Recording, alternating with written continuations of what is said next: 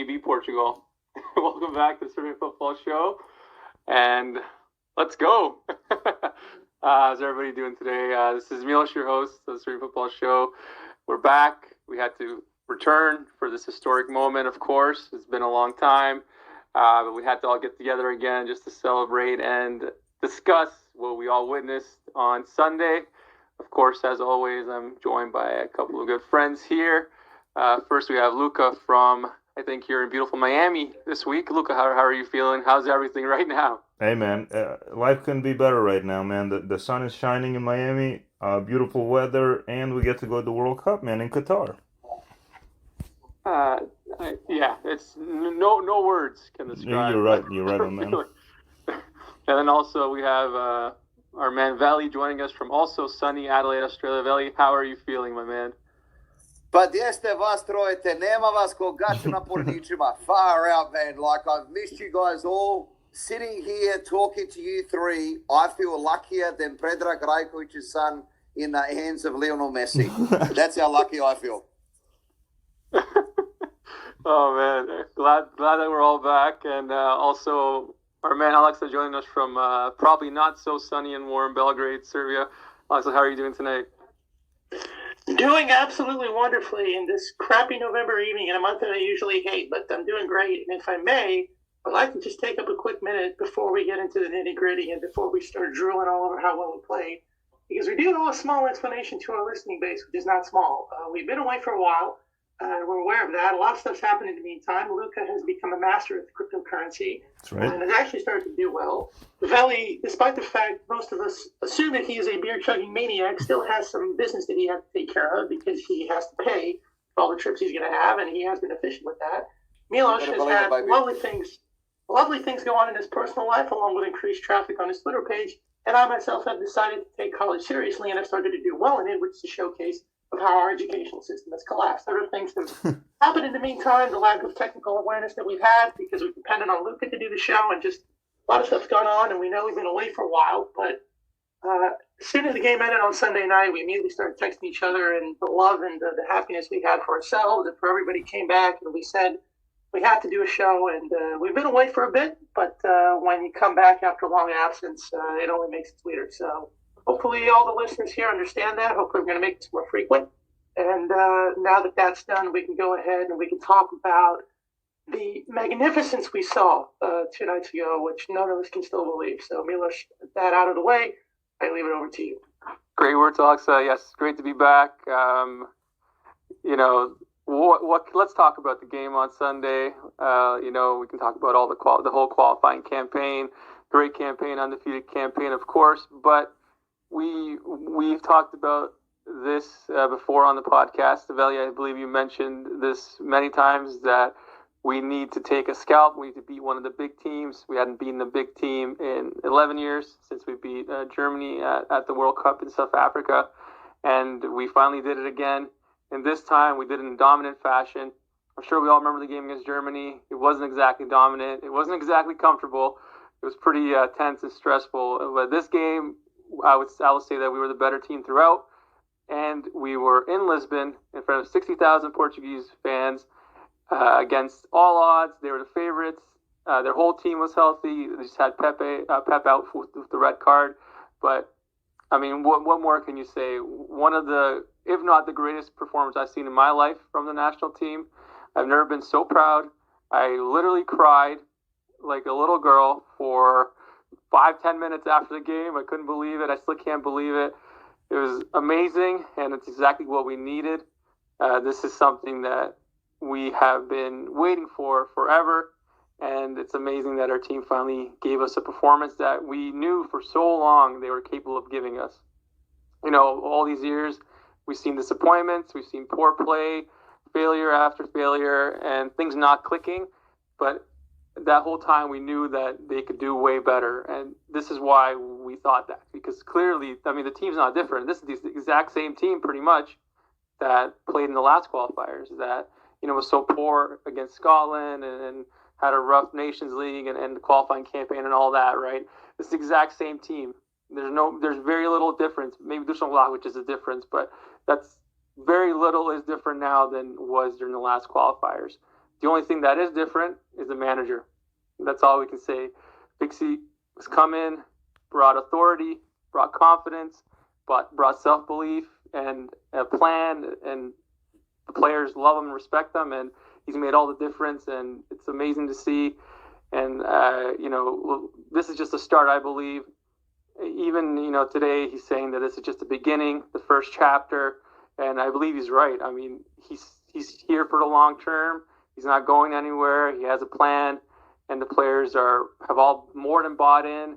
We saw one of our best performances ever on Sunday, and we won in spectacular fashion. The players are at an all-time high in confidence. We're also at an all-time high in talent, I believe, as well. And right now, this is our prime. I believe that the next year's World Cup and then the Euros after will be a big chance for us to do something special, because this generation is coming into its prime, into its own, and we can, we showed on Sunday that we can play with anybody. Luca, what were your thoughts on the game and your general feelings right now? Before I begin, man, there's something I need to say. To all the doubters, whoever doubted that we had a talented team or the quality of players to compete and win and do something big, I think that's all been erased now, or at least it should be. Because before it was always like, oh, our players are just not good enough, they don't care, whatever it may be, but mostly it was about the quality of the players that we have. And I was always on the side of, hey, these players are good enough, they just need a belief. And finally, it looks like they have the belief to win. You don't just go into Lisbon, into the home of one of the best teams in Europe, in the world, and win like that. You just don't do it. You need a self-belief. And right after the game, I was trying to find anything I can, getting my hands on anything I can to listen to any sort of commentary on what I just witnessed. I was in the mood, obviously feeling good, and just wanted to keep the adrenaline and the dopamine coming. So, I was listening to Pixie gave an interview outside the hotel after the win, and he said, obviously, you need to be an optimist in football, and you need to believe that you're going to win, and you need to believe that you can dominate with your style of play, which is just so much different. That's kind of been his message throughout these qualifyings, and that's his philosophy on football. But it's just so damn refreshing to hear that, and it's been refreshing to hear that. But now that it's actually culminated in a victory in Lisbon that took us to the World Cup, is just that much sweeter. Now going to the game, obviously, second minute, guys. I mean, let's be honest. I think everybody had that feeling as soon as as soon as they scored that goal and we didn't get that foul called. It's gonna be another one of those games, man, where it just all falls apart. It's too big of a moment. The nerves are getting to them. Whatever you want to use as an excuse, I thought of it. Definitely went through my mind. Even I saw Pixie out of character on the sideline, yelling at the ref and getting a yellow card. Usually extremely calm presence on the sideline, and I just thought it was going to be another one of those moments. And let's also be honest, that foul on Gudel, I mean, obviously, look, that foul would have been called 99 out of 100 times for any team. How do you not call that in the second minute? Yeah, exactly, man. What? Even if it's not a foul, it would have been called a foul. Any ref would have called that. So I thought it was going to be one of those times again. But then what I saw right after that just kind of blew my mind, man. Especially in that first half. We got up, got our heads together. We were in the game right away, starting to possess the ball, starting to dominate. Every time we were in possession, we looked dangerous, stringing passes together. The Portuguese were just on the back foot. They had no answer for the pressure. And obviously, we know in the 33rd minute, culminated in a goal. Beautiful shot by Tadic. Obviously deflected a little bit, but went in.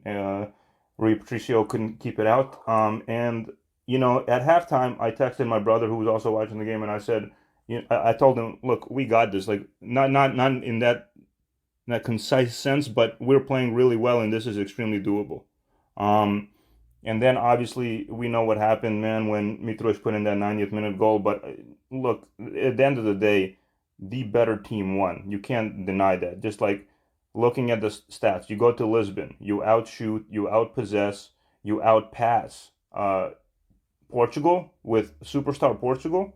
I mean, you just don't do that, man. And it goes to the confidence of this team. It goes to the confidence of the manager in the players of this team, and it goes to the overall belief that we can and should play with the best in the world. I believe after the game they were singing "We want Brazil next."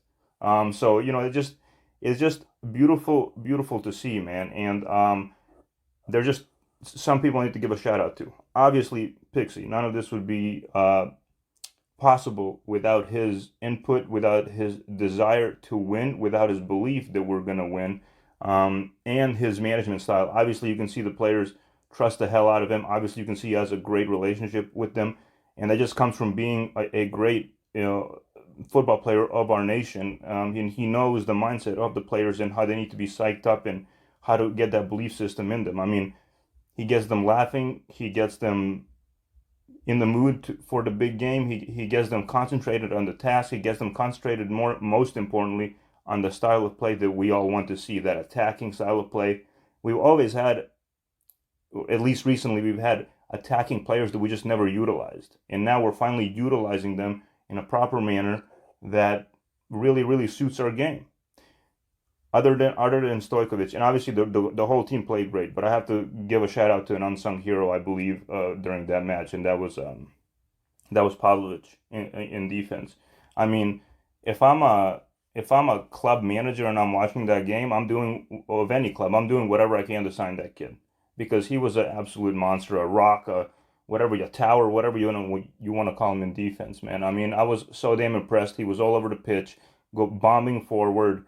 Obviously, we know he's extremely young, so he's only going to get better. But from what I saw in that game, his desire to win was just perhaps even greater than anybody else on there. And I'll stop ranting right there. All I want to say is I'm extremely, extremely happy, and I just can't wait to see what the ceiling is for this team, because the quality is there, and now we finally have a man in charge that is getting the best out of these players in a system that we all love watching. It's beautiful, man. Great points, Luca. And you're completely right. We were the better team in this game. And if you go back to the first game against Portugal in Belgrade, we were the better team in the second half. So altogether, we were the better team in 3 of the 4 halves in this most important tie of this group.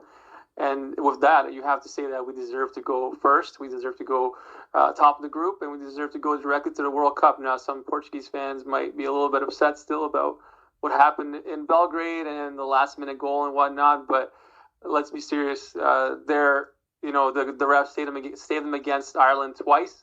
If you remember the first game against Ireland at home, and then the one in Ireland as well, where they gave that foul on the goalie when Ireland scored in the 93rd minute. So, and also the first goal against us. I mean, that was a foul. That shouldn't have counted. Right. So it is what it is. Everything comes back. Everything's equal. They can't say that they're better than us. There's no way they can say with a straight face that they played better than us in those 2 games, and we deserved it. Veli, I want to get over to you now. I know you are a long-time fan. You're a lot older than the rest of us, so you remember even the good times back in 1990 at the World Cup with Pixie. So how are you feeling? What kind of emotions are going through your head? Boys, and all of our listeners know that I'm the Jedi of this group, right? I'm 127 years of age. So life does teach you a few things. And to experience the highest of highs, you have to experience the lowest of lows. And just over a year ago, we got together, quite bravely, mind you, and I think we showed a lot of courage after the Scotland game, and we were distraught. I've actually had some feedback that after the Scotland game, the podcast that we did was actually really quality, passionate viewing, even though the result didn't go our way. But now we are in a state of real optimism. We are in a state of real anticipation, where we can look forward and hold our heads high, and possibly we are not on the crest of the wave, but we see the wave a few meters behind us, and I strongly suggest to us all that we get on. The thing is, what is so evident now is that the mentality is starting to change. And maybe later in the podcast, I can raise a second point, but it is quite evident that the mentality is trying to change. We've all seen now the Twitter clips. We've all seen now the the comments that Dragan Stojkovic has made, kako bre, eventualni bre, moramo ići u Qatar, all the similar ones. What is, I believe that is happened now is we are starting to, and look, I spoke to you personally after the game on Monday, right. or Monday morning my time, and even though it's 20 years too late, neka. Jebiga, we don't have that song Kasto Marko stiže na Kosovo for no reason. You know what I mean? Like, at times it just takes us that little while longer, but when we do it, I believe that we'll do it properly, and I believe that we'll do it better than anyone else around us. There are two significant moments, not just in the Portugal game, the last one, but in the qualifying campaign, because at the end of the day, we needed to get to be level on points with Portugal to make that last game mean something. And I think this is where things have shown evidence of real change. Number one was the second half versus Portugal in Belgrade.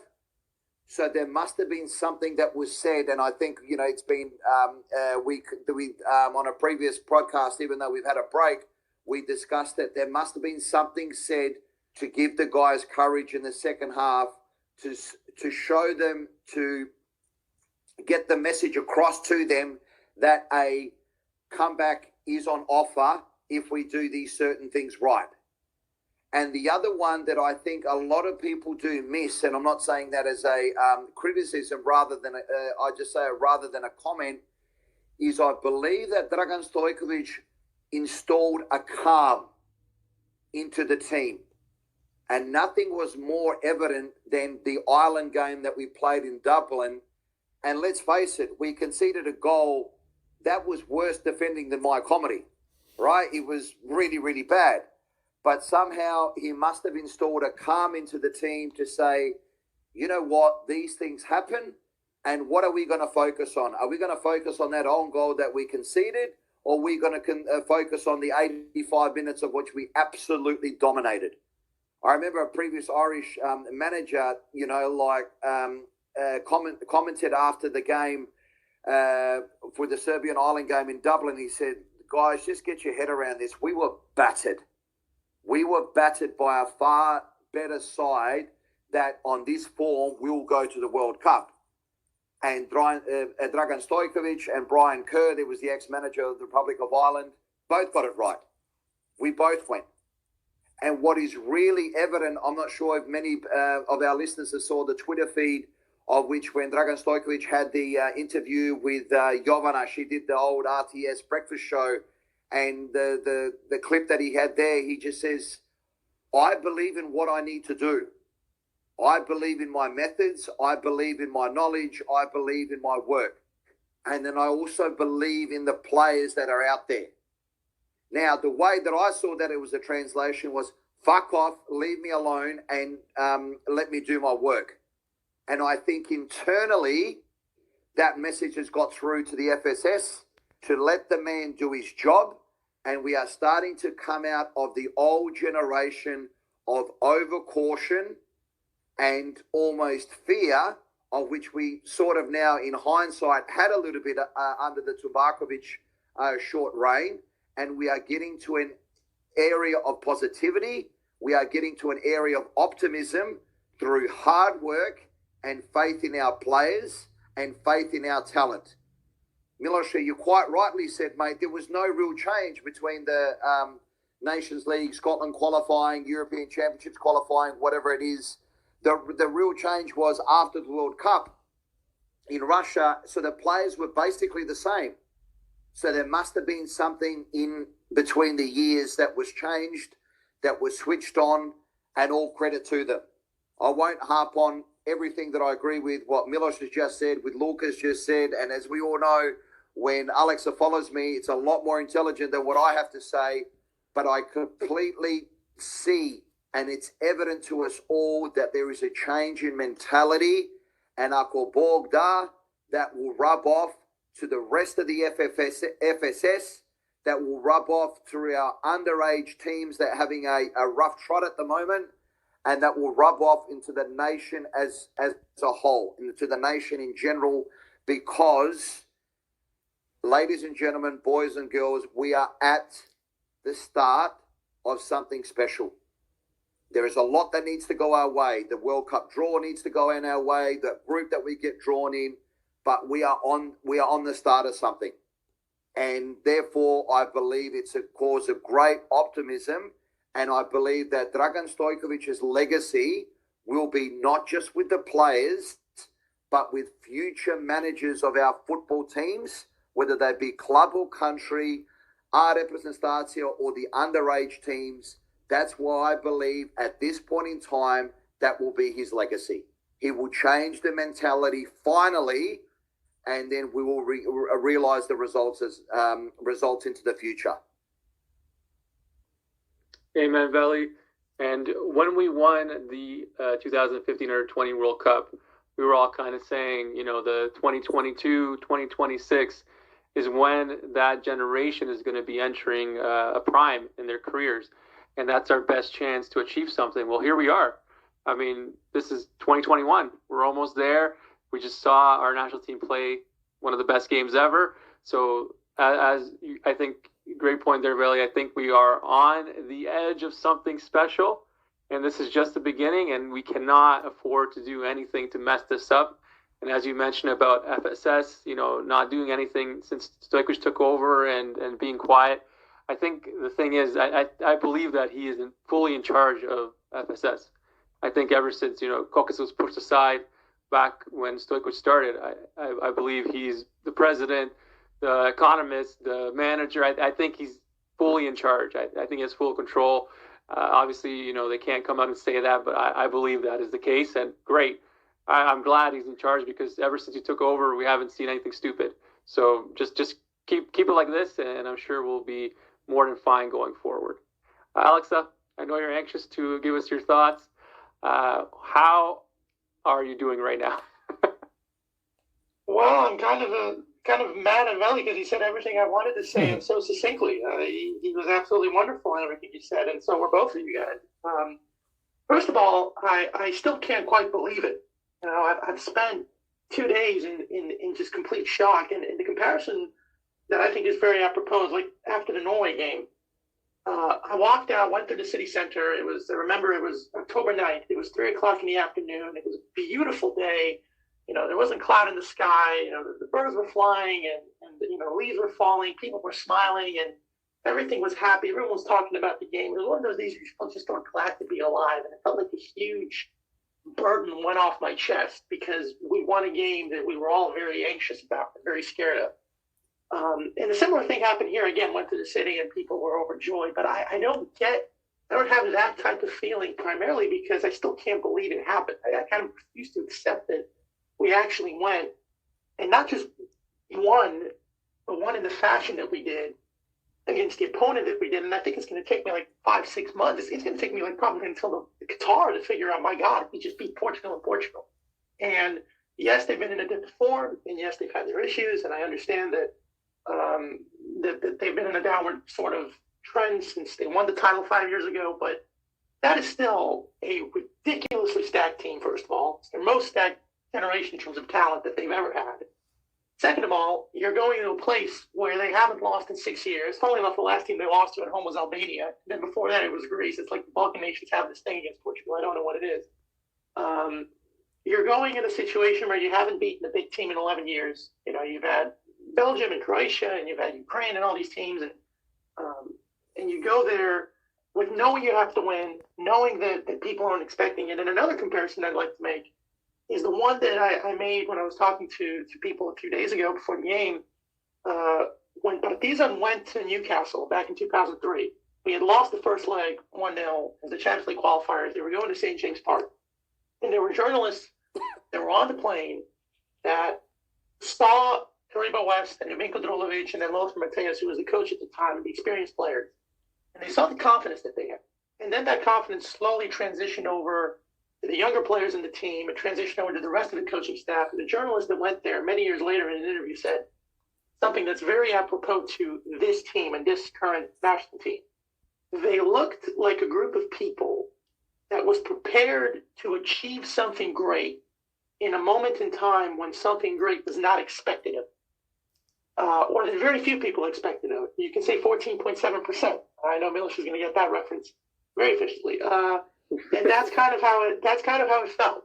If we did a poll, obviously we knew how well the team played. We knew that we had a team that could score goals in bunches and score them in wonderful ways. But you are going up against a team that's got, a lot of great players, and it's got at least 2 good players in every position and 2 or 3 great players in certain positions. And your history is against you. The officiating can be against you because we've seen Balkan nations go up against big teams in crunch games and qualifiers, and they've had the officiating just completely screw them over. I mean, you can remind people what happened to Bosnia, on 2 occasions, and what's happened to Slovenia and other teams in the past. So, and you go there, and not only do you win convincingly. I mean, we had more possession, more shots, a better idea. We crunched them in everything, and that's the change in just the mentality that we had as well, conceding in the second minute, that most teams in the past would have crumbled. But this team just played thoroughly, consistently, and when you work hard and when you work efficiently and when you make sensible decisions, you get the rewards like we have, like the 90th minute goal, which again, that's another thing. When's the last time we've scored a goal in the last minute to win a game? Like, seriously, against any opponent ever. I don't remember in like 10 years. So that's another part. Marko Pantlic against Estonia.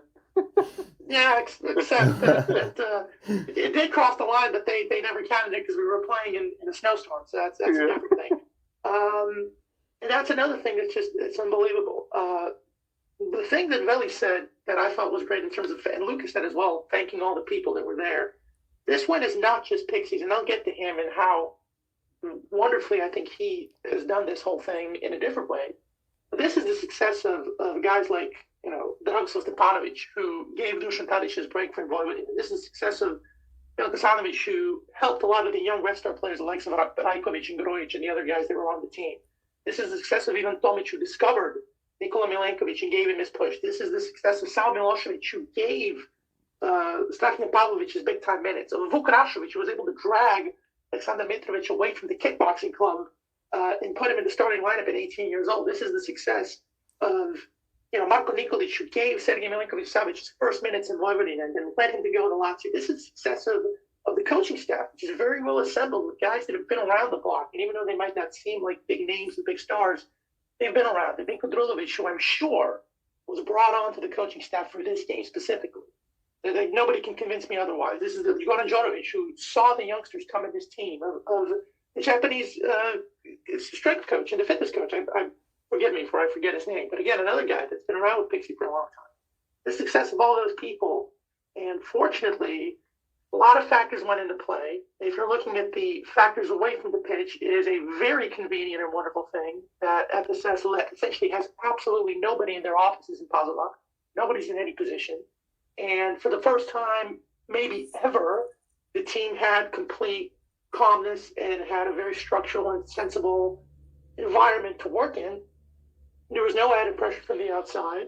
And they went out and they were able to do what we knew they could do in those conditions, which is play really well, because we have a team, which is something that I said after 5-0 and against Ukraine, that is the most talented team we've had in 20 years. And that's another trend that kind of goes against our history, but goes in flow with the times, that this team does not have maybe 2 or 3 superstars like some of our teams used to have, but has a squad of 17, 18 very good players that are not only players of similar quality and of plenty of talent, but are just very good guys that are not egotistical, that are not caught up in themselves. Like, for example, you look in the past, it would have been an absolute, firestorm if you dropped somebody the caliber of Aleksandar Mitrovic like he was dropped in the starting lineup for this game. You imagine if you drop Sal Milosevic, or not him necessarily, but Mate Kejman or somebody else from the lineup. I mean, it would have been complete chaos.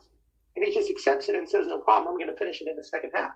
And you look at the way that the team was assembled, the way youngsters were given an opportunity, and the way that guys that were playing in good form were given chances to start. You remember the Ireland game at the start of the qualifier, the way that Dusan Vlahovic was in tremendous form.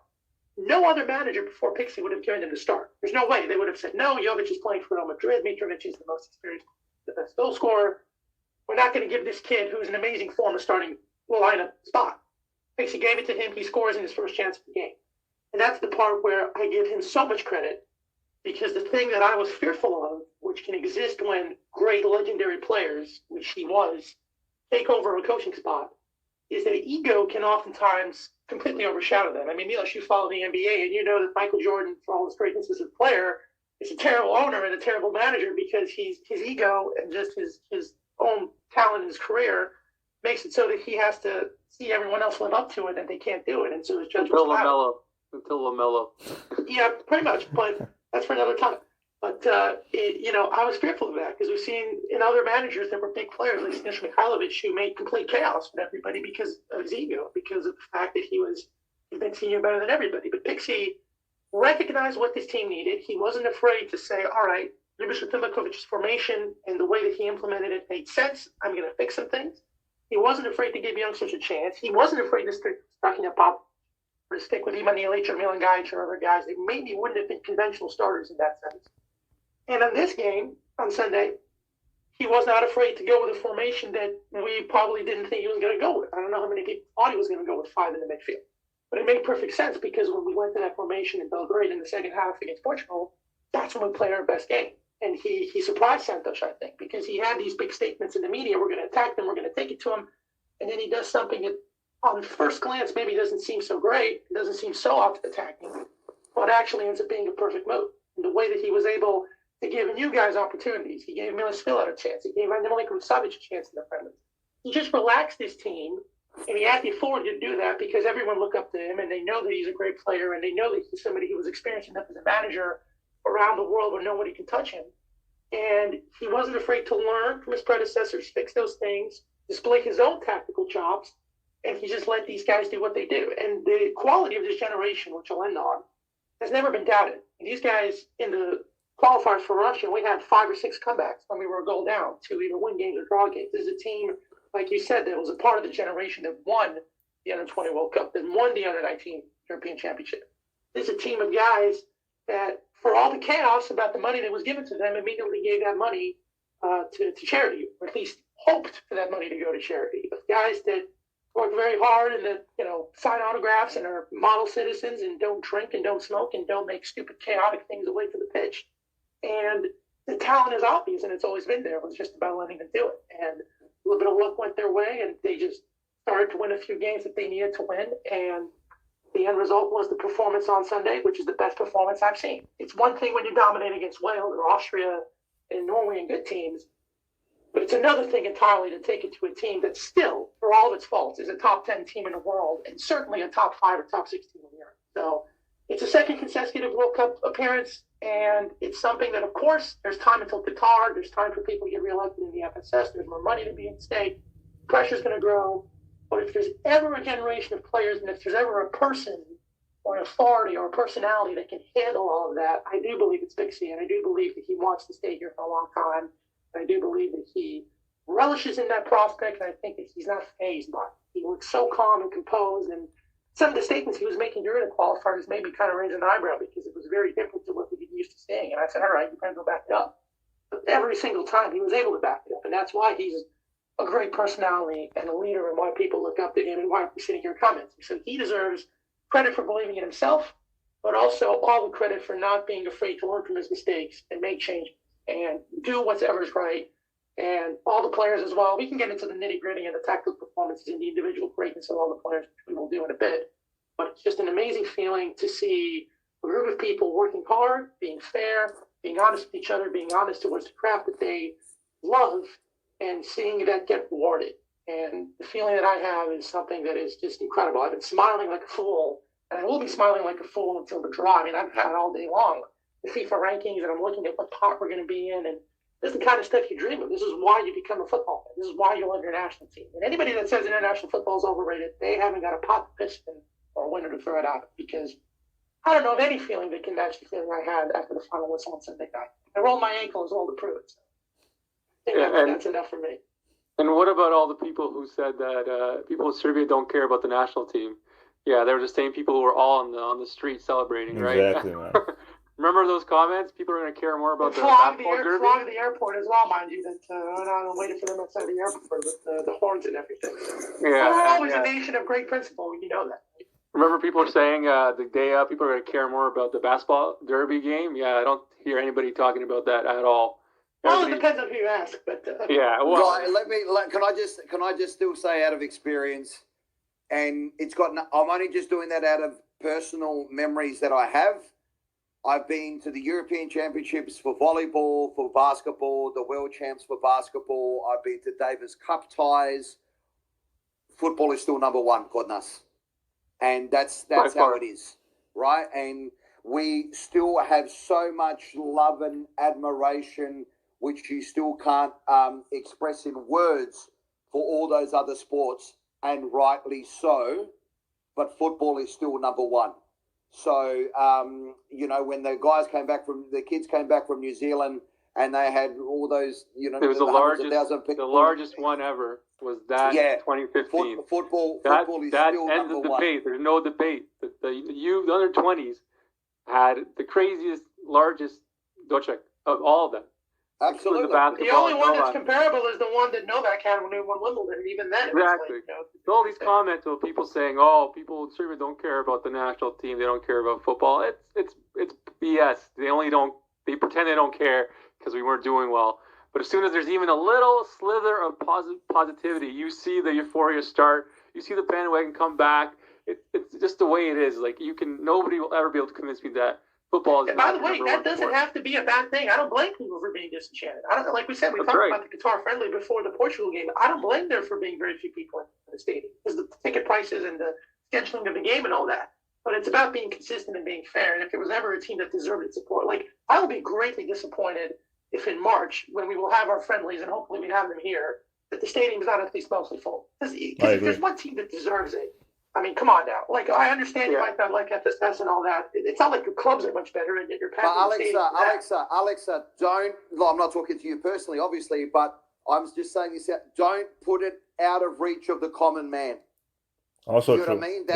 That's the thing. Like Luca and I, we went to go watch the Portugal game at home, and we're pissing ourselves laughing how cheap it is, but we don't live there, right? So don't put it out of the reach of the common man. I hope that these friendlies are a present or an offer to the young boys and girls and all that type of stuff. Well, actually, for young boys and girls, it's easier to go watch a game now because all we need to do is get suspended and we can put in 14-year-old kids anyway. But, like those young boys and girls who want to look at their heroes who they don't see every week, because thankfully the next World Cup has been, again, agreed to be shown on RTS. One of the things that my only small sad point about the Portugal game was not everyone in Serbia could watch it because, Alex, am I right? It wasn't on RTS, was it? No, it wasn't. It was on Nova, which is which is a pay TV channel. Yeah. So you know what I mean. Like, I just hope that all our young kids and people who don't always get the chance to go can go towards those friendly games and cheer the national team on and wear the colours and see their heroes. Right. This is a historic opportunity to get the fan base back to where it was before. And let me tell you guys something. Today, in the playgrounds, when kids in Serbia are playing football, they're not scoring goals and pretending to be Messi or Ronaldo. They're all pretending to be Mitrovic right now because of what happened on Sunday. Absolutely. And that is a moment that you have to catch in a bottle and make that the catalyst for the next generation, the next 20 years, because this is something we cannot mess up. We can't afford to mess this up. This is the new thing that should start another revolution in football in our country, and hopefully it does. And I'll also add, Alex, you made a great point about the confidence. If you guys remember when we did the podcast and we talked about, the Pixie getting hired and, people's reaction to his first interview, remember all those comments and the articles about him sounding too confident and arrogant? Yeah, remember that? And people actually criticizing that he was saying that we should do well, that we have the best team, one of the best teams in Europe and all that. And looking back now, he was completely correct. He was just being realistic, being honest, and he believed in himself and in the players and the team, even before he met the team, because that interview was done the day he was hired, which was, I believe, 2 weeks before the first meeting with the players. So, it's stupid thinking back, but that's actually something that he was being criticized for back then. And then if you look back on Saturday night, the day before the game, the players are out. They're all smiling. They look relaxed. Looks like they're about to play Azerbaijan the next day and not Portugal. And that is exactly what he brought into the team. That confidence, the calmness, the self-belief, as Veli mentioned earlier, it's something that, you can't really you can't quantify with words.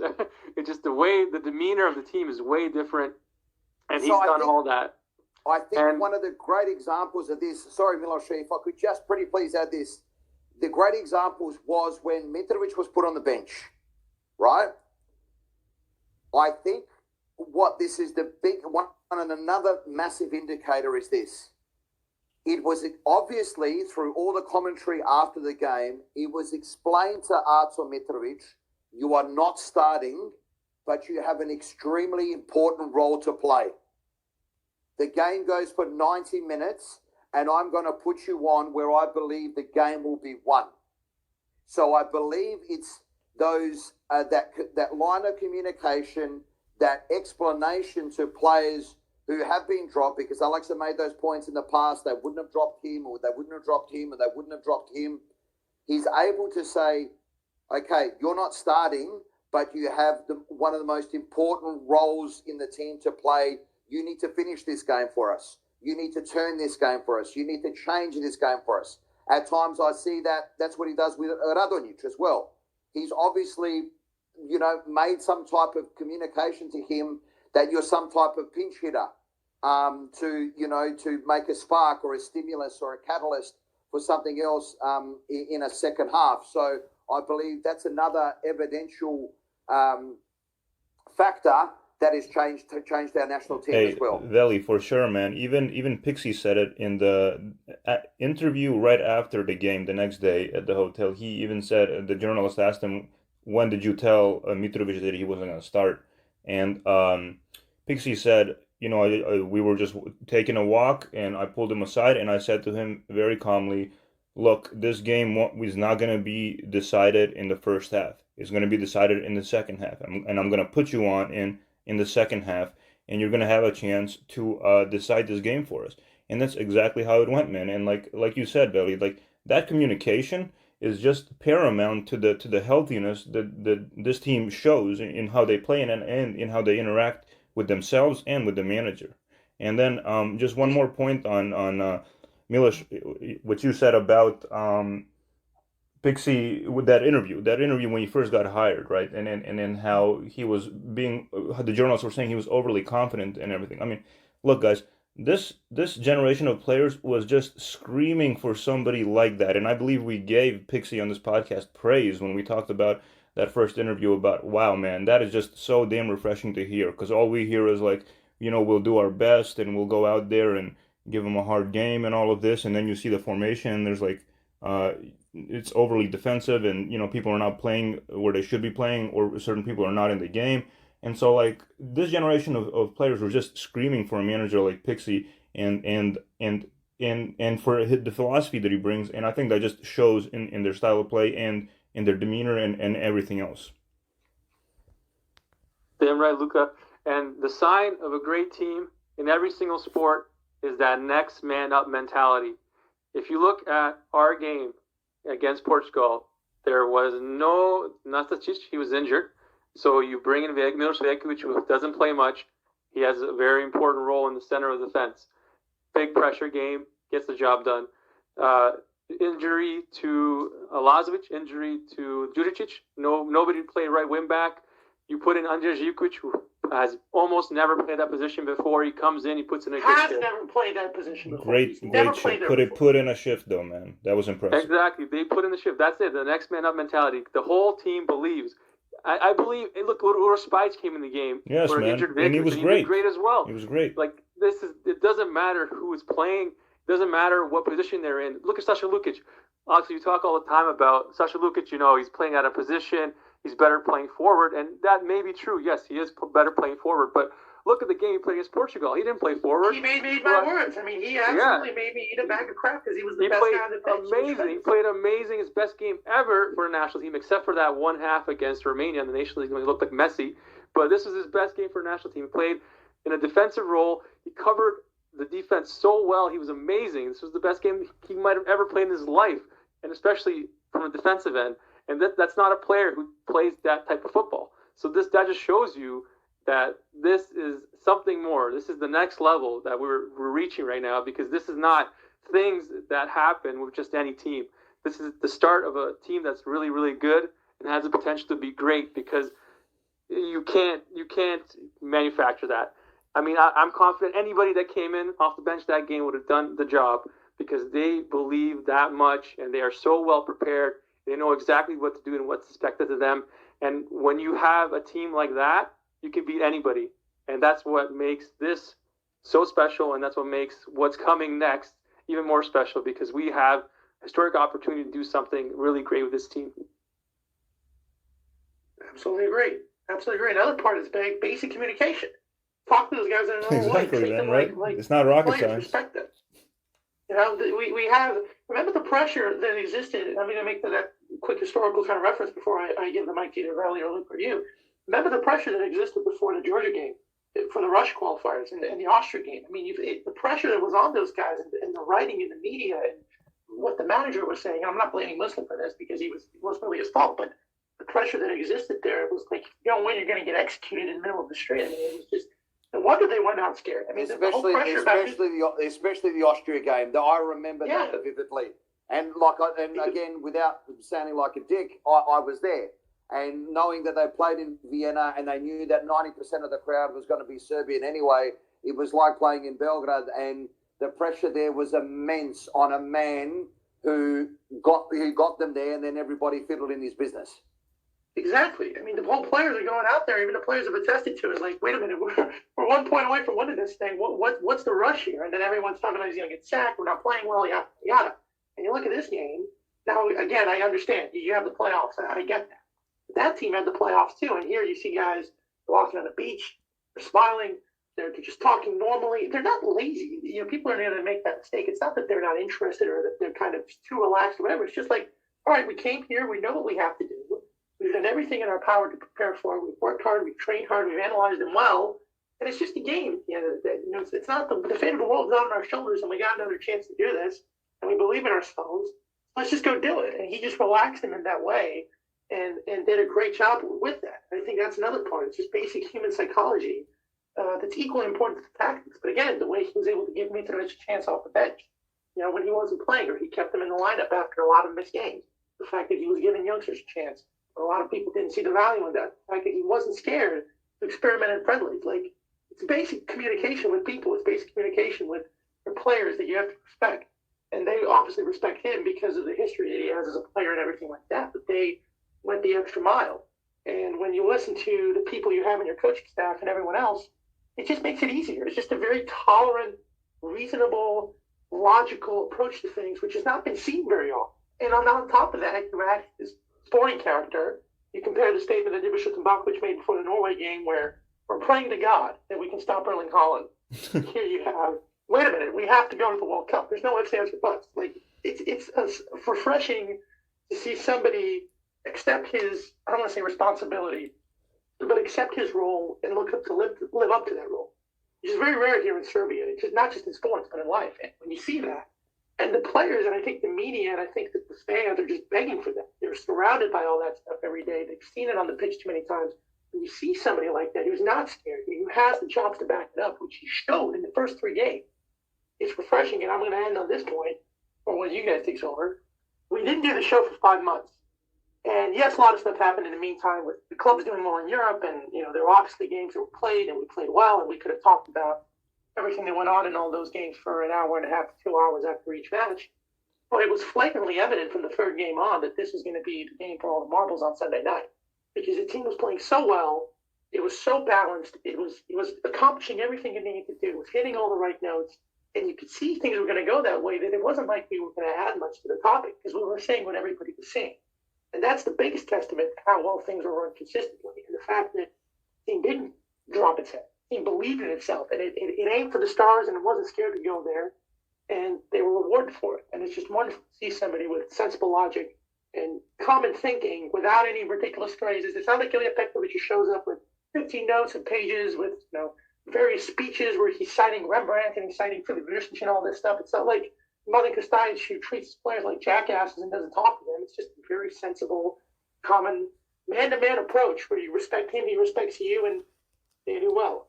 But what I think though is like Pixie is aware that we have a few flaws, and I think what is very different now is he's the best man to manage those flaws.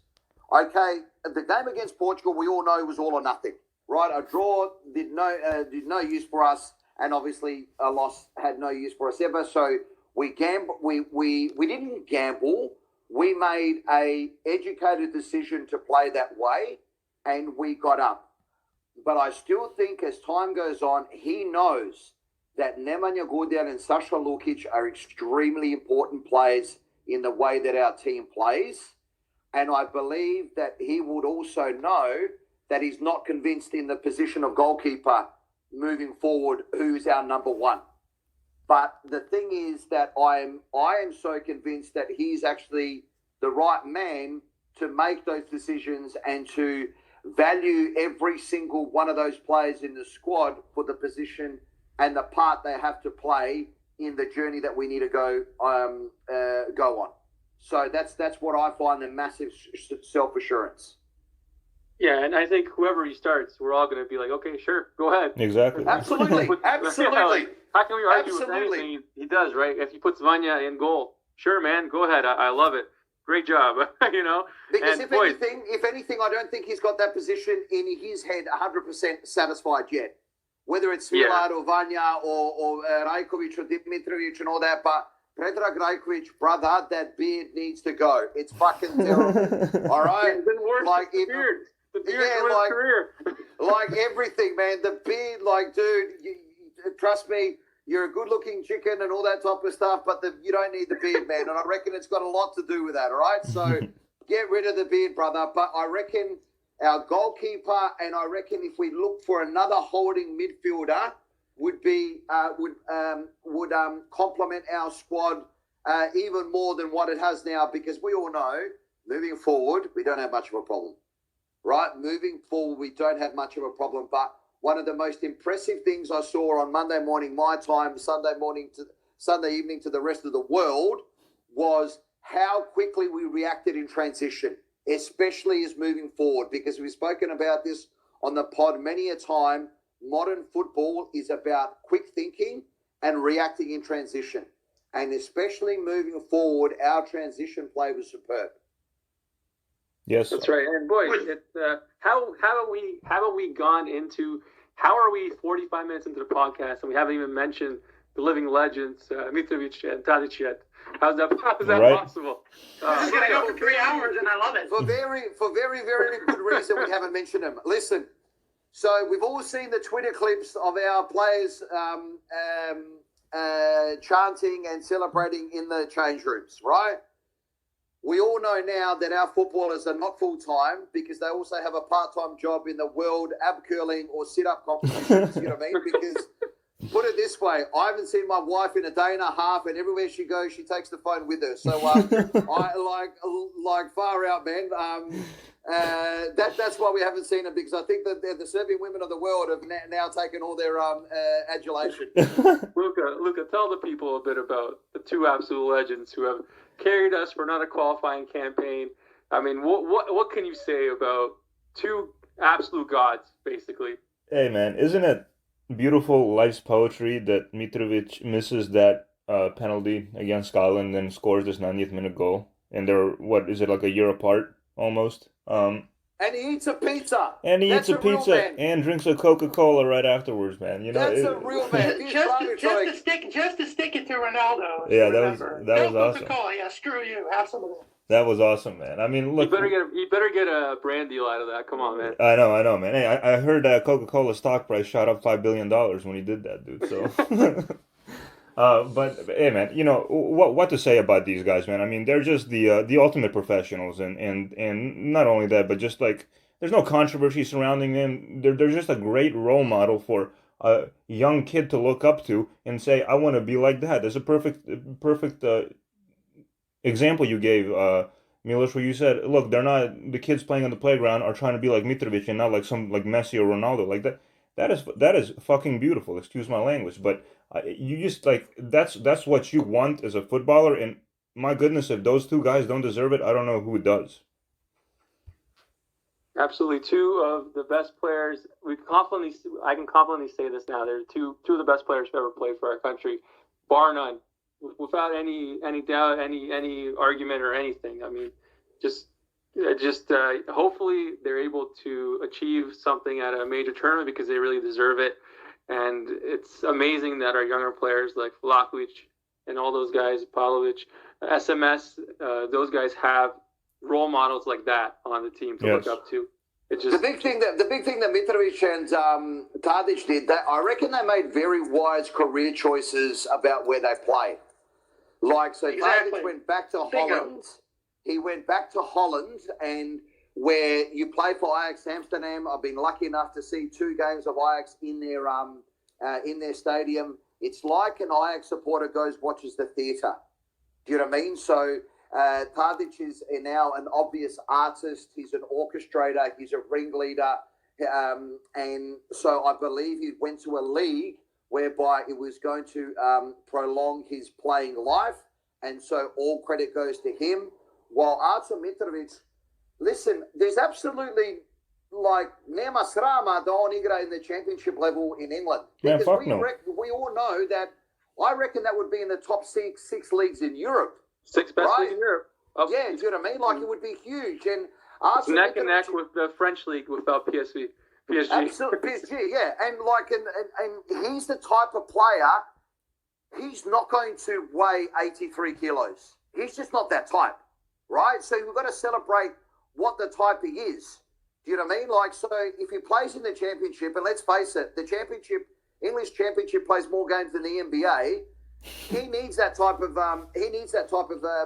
competition where he's playing week in, week out, chucking about 2,000 midweek fixtures. So his thing is on the field rather than the gym or the training packet, training picture, and heaven forbid the dietitian, right? So I reckon those two have made very wise career choices. Oh, for sure, Veli. And he deserved that goal so much as well. oh, Absolutely. oh yeah, The man. whole approach, the whole qualifiers, and he has no, every game, dude's going out there, he's getting elbowed, he's getting beat up, and his quality. I mean, the dude has 44 goals in 68 games or whatever it is, and 3 penalties scored. Like, you name me a striker for anybody. Lewandowski doesn't do that. Ronaldo doesn't have that type of a record. Yeah, he's scored the most goals. Look at the games he's played. Look at the penalties he scored. The amount of big goals they've scored. And, I mean, it's just incredible. And the way that he was able to rebound from that shows the character that he has and just how selfless he is. Look, you don't want to make role models out of people, and you don't want to idolize them and canonize them. This dude just goes in and finds a way to get things done, and you see how much it matters to him. You see how much he cares for. You see the joy he plays with. It's like, how can you not love this dude? Like, I saw some tweets about look how he's celebrating. He's going out there in his underpants or whatever, and he's going out there in sandals. Like, hell yeah, he should go out there and do that. He's earned it. Like, he's had the weight of the world on his shoulders for a while. He dragged his team for years. I just see other people cut up to him. Alexa, and Yeah. we all know that he put the flag over himself because Promea kills us all. You know that, right? Oh, yeah, of course. Yes. So, neki da boss, samo da ne Promea uvati, you know what I mean? Yeah, but the back's always the tough part. And as far as Tadic goes, I mean, this dude is a genius. What he was able to do on the pitch that night, he was the man of the match, goal and an assist. The way he was getting into the half spaces, the way he was controlling the ball, the complete calmness which he played, and he's getting 2-3 guys on his back, and he's just holding it off, and his crosses, the accuracy in which he showed, it's their talent is what pushes him to a high level, but it's their approach that pushes him to a higher level. It's the fact that they were not satisfied when they were winning 3-1 against Luxembourg, or however much they were winning against Azerbaijan. They're not satisfied. The ball goes out for a corner. They didn't score. All right, let's go back. What about Qatar? Against Qatar, he wasn't satisfied. He's subbing all the good players just to batter them some more. Yeah, right. The winning mentality. Gentlemen, being the elder statesman in this group as well, and going to Mitrovic's national team goal scoring record, and I am, as I said, the elder statesman here.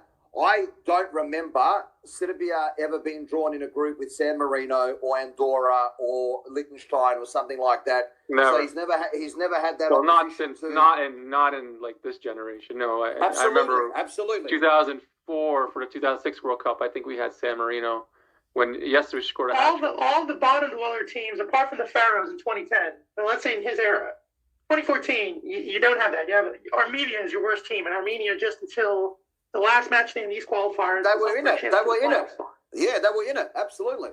2018, the worst team is Moldova, a team that knocked points off, and Georgia that took points off everybody, beat Spain in a friendly. 2020, yeah, you have Lithuania, which you've played against a bunch of times, and Luxembourg, but you see what Luxembourg become.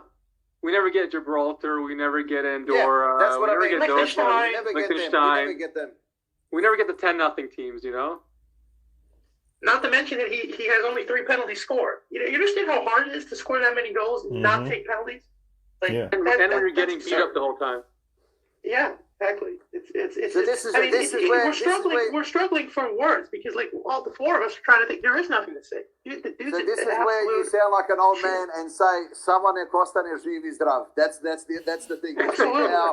Between now and the end of next year, and then for the rest of his life, well, obviously, but between now and then, someone they živi zdrav.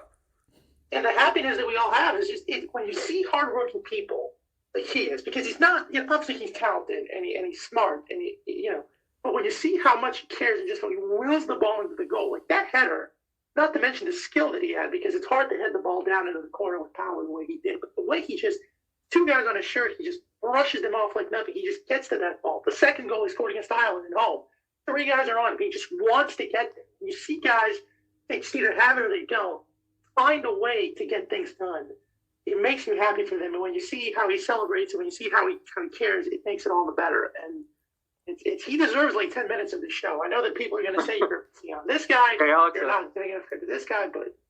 Hey, Alexa, if Mitro keeps adding up all these goal bonuses at Fulham, I think Tony Khan's going to have to sell AEW to WWE and Vince McMahon, he's coming in for the title. He's got the main event. I'd like to see that.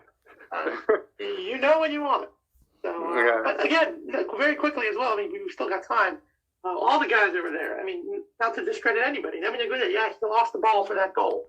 But he's been covering 7 or 8 positions in this team. Has been a revelation. He's so important. Anybody that watches him can see how different. First of all, how many positions he can play. Second of all, how smart he is defensively. Third of all, the technical quality he possesses. The fact that he's a good guy who's not scared to go into any position. You look at the value of Pavlovic and Milenkovic, who were battered in the home game against Portugal. Come back, they're pressing. They don't care about Cancelo or Jota Ronaldo. There's no fear in those guys. Absolutely no fear and no respect. And they're winning tackles. They're winning headers in the air. And look at how much Mitrovic was able to force Mendes not to get over the halfway line.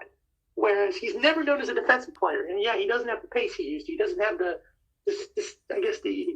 what's the word I'm looking for? Just the boost through the way he used to when he was in Partizan. But he still has the defensive solidity. He still has the tactical chop. You look at Vlahovic and how, my God, how that good that's. Oh, he was a problem, dude. We don't even give Vlahovic. He didn't score, obviously, but we don't give him enough credit, man. He was a problem. That first Tadic goal was Vlahovic. 50% of that was his goal. He took away Absolutely. 2 defenders, went after the ball, it bounced in somebody's path, and then they passed it to Tadic. But yeah, man, he was a problem. They didn't have an answer. And let's not forget, he also hit the post and almost scored as well. Exactly. It's like the Michael Owen factor when he broke through in England. People think we're terrified of it. The team's openly said, you imagine the defenders and Jose Fontaine, all those guys, they see him running a sprint, or they see him get the ball in the box, they're petrified of it. And you can tell from the first minute on.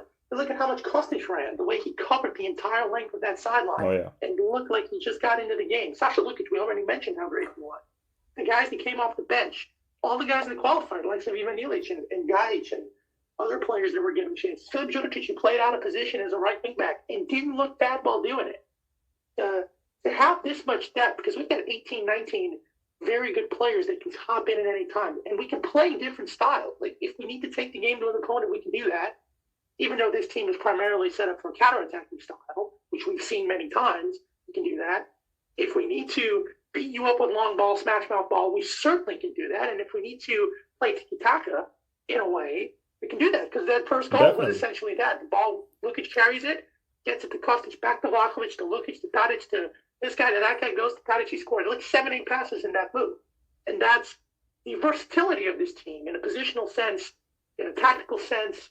It's unbelievable. Very few teams have that luxury that they can play different styles and they have as much depth as we do. And they can score good goals. We've scored, I don't know how many, 15, 16 goals. Milos, you did the 18. 18. Of the 18, at least half of them were beautiful. Yep. At least half of them were amazing. Like the goal that we scored against Portugal was the best goal, the second one in the history of the national team that I've ever seen. All the other goals, like. And what about Mitrovic's chip? We even forget about that one in the first game against Ireland. I mean, that was a freaking world-class goal. To see how well they played, and to see how well and how sexy the football is. And you know it's hard in international football because you're not with guys. You know, you have very few times where you can meet up and you can actively work on stuff in the training ground. They look like they played together for 15 years. Like, to do that much in such a short period of time, it's marvelous. Like, we're running out of things to say, and yet we could do this show for another 4 hours and we'd still be talking. Alex, I love that you mentioned that they weren't scared and there was no fear. I know some people, were a bit negative when Milenkovic took that shot from distance, or when Pavlic tried to do that turn on the sideline. Oh yeah. But that just shows they're not scared. I mean, they had no fear. Like, sure, let me peg this in. Let me try this turn. Like, they did not freeze in the moment. I mean, that's the thing that Pixie said. Maybe it was the wrong decision at the time. Maybe that move didn't turn out the way it was, but they didn't hesitate. They just did it. And that's why, I mean, you just see a different level of confidence, and that's the key to this team. No fear, not scared, and they know exactly what they want. Pixie very much said, when you play against great players, that's not the thing other guys said. When you play against great players, you tend to play passive, and you tend to give them freedom. These guys go in, and they just, all right, so what? I'm back. I'm going to be here next time. Yeah, I took a shot from 30 yards and went into a Rosie. I'm going to take it again, and I'm going to do it again. It's that consistency. It's that type of mentality where they keep going, they keep pressing. Whereas teams in the past have fallen apart if the first 20 minutes it doesn't go their way.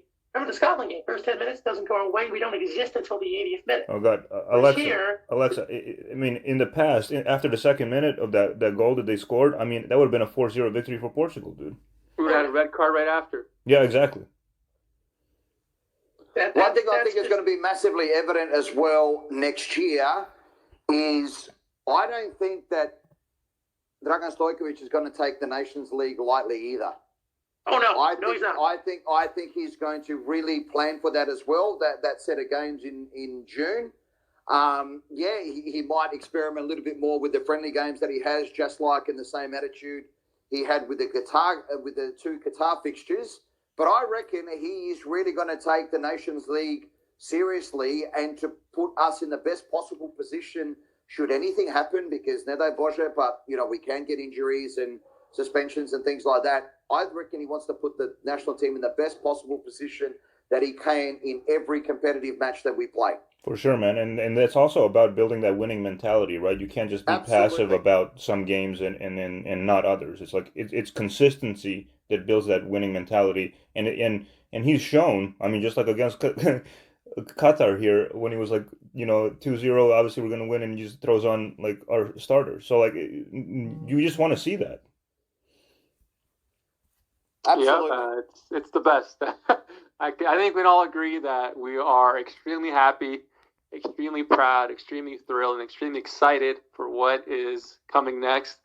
I mean, we're all going to be smiling until Qatar. There's nothing that can ruin our mood other than, let's not jinx it. Yeah, don't jinx it, dude. But I think for today, I think we probably covered everything, unless you guys have something else to add before we say goodbye. One last question before we finish it. Who was the man of the match for you guys? That's all I want to know. For me, I think, first I'll give a shout out to SMS. Sergei, I don't think we mentioned him much today, but he's been fantastic the entire qualifying campaign. He was tremendous defensively, again, which was a huge question mark against him. How is he going to fare against the press? He was tremendous defensively. Yep. Yeah, he was amazing against Portugal, but I think man of the match for me was Tadic. Just made everything happen. Portuguese midfield had no answer for him. He's always dangerous. You knew if they kept giving him those crossing chances, he was going to catch them, and he did at the end. I mean, we had how many corners? We had like 13 corners. You can't give Tardis 13 corners and 13 chances to cross the ball in. Come on, man. You're just asking to get punished. Right. And that's what happened. He's so good. He's unbelievable. He became a world-class player in his 30s, and that's a rare thing that not many people can say. And apart from the manager of this team, who was also a world-class player. Filip Kostic was no slouch on Sunday night either. You know what I mean? Yep. I think he had a very, very important role to play, and I thought he was no slouch either. For me, I already mentioned him, but it would have to be Pavlovic, man. I was just super impressed by him. I mean, he gave me energy watching the game right there, through the screen. So I can only imagine what he did for his teammates on the pitch. Phenomenal defensive display. Well, my pick, like I said, it's got to be Lukic because I didn't expect him to do that well. I was actually hoping Grujic would start, but he absolutely shoved it back in my face. And then not only that, but Nikola Milenkovic, after the disaster he had against Portugal and the very bad finish to the game against Ireland, won at least 3 1v1 tackles, passed the ball comfortably, was getting as forward as Pavlovic was, pressing in their half, a threat during the corners, not scared of their pressure at all. Absolutely sensational. Coming back from an injury as well, mind you, because he was out for 2 or 3 games before that. So, two guys, again, another part of this team, working hard to overcome their failures of the past, to rise back up again. Hey, one final question before we wrap it up. On that final play in the 94th minute when Portugal had a breakaway, and it looked like they were gonna, they got past, it was like 3-on-1, and then Pavlovic cleared that ball, and you were like, thank God. Tell me you guys weren't holding your breath on that play. Oh, I was shitting myself. Straight up, I'm not gonna lie. I was like, oh, fuck. I was still in What do you mean holding? I skipped about 5. Exactly. The Mitrovic goal, I was still in shock because I thought the ball hit the side net. Oh, me too, man, yeah. For sure. I'm rolling my ankle, I'm rolling all over the place. Even my parents, don't give a crap about football. They're jumping and we're high-fiving, and the whole place erupted. I mean, there were flares and gunshots that went off after the final whistle. I mean, you can't write this stuff. That's why you play. And this is it. This is amazing. This is what we live for. This is why we endured Estonia, Armenia, Kazakhstan, Azerbaijan, Finland, Macedonia, and all those moments. Thousands of dollars to get there. Fuck me. Exactly. Money well spent, baby. No, Milos, I've just, at the end, I'd love to do a shout out, buddy. So this is live radio, so talk about cutting everyone off. Sorry, man. Go, Alex, up. No, very quickly, just to make a point. I don't even know what I was going to say, man. I'm just so happy just looking back at all this stuff, man. It's just, I'm thinking about it, and I'm looking at the draws, and I'm thinking about the whole game, and it's amazing. But once again, very quickly before I end it, and I give you guys the floor, all the shout out to our players and a message to Ronaldo. Tough luck, maybe next time, brother. Cheers. and let's just say all the heartbreak, all the failures, all the bullshit that we dealt with for the last 10 years, 15 years, 20 years, for that one moment, that goal, that feeling after, the feeling that we have right now, the feeling we'll have for a long time, it was worth it. Of course, we wish things went differently and, we weren't so inconsistent and we didn't go through all this bullshit, but we did. And at the end, we got rewarded for it finally, and that's why it feels so good. And we're going to get rewarded for it in the future. Mark my words. That's right, guys. Hey, what's in the past does not matter. Let's just think about it. Guys, if I can, one shout out. I won't be talking about Serbian football teams in Australia. We could do that in later pods. And we should do that in later pods. The boys have done very well, mind you. Absolutely, but we'll do that in another pod. Quick shout out again to all our listeners in Sydney and Melbourne in Australia who had to, for some reason that we'll never understand, live through horrible lockdowns. Always a massive shout out to our listeners, but my biggest shout out is to you three. 1 year and 1 week ago, we sat in real shock and in real sorrow, and we were passionate and we were angry. We were disgusted. We were disgusted about what happened to us And I remember saying that, and we can look it up on the tapes, of the old pod after the Scotland penalty loss. It is a great honour and privilege to do this pod with you guys. Miloš, we all know that you're going into some even exciting years in your life, and we always wish you well. Luka, we know that the United States of America only has 51 states now because you purchased Miami not long ago. That's right. And Alex, mate, your knowledge is just insane. It is an honour and privilege to do this podcast with you guys. To all of our listeners, a massive shout out. We're going to get bigger and better, and we're going to be more frequent. We've got a lot to look forward to. So tell your friends about the pod. Tell your friends about the Serbian Footy Twitter account. Get on board, and, mate, let's all have a lot of fun together. Luka, Valley, great words, buddy. Hey, man, how the hell am I supposed to top that, dude?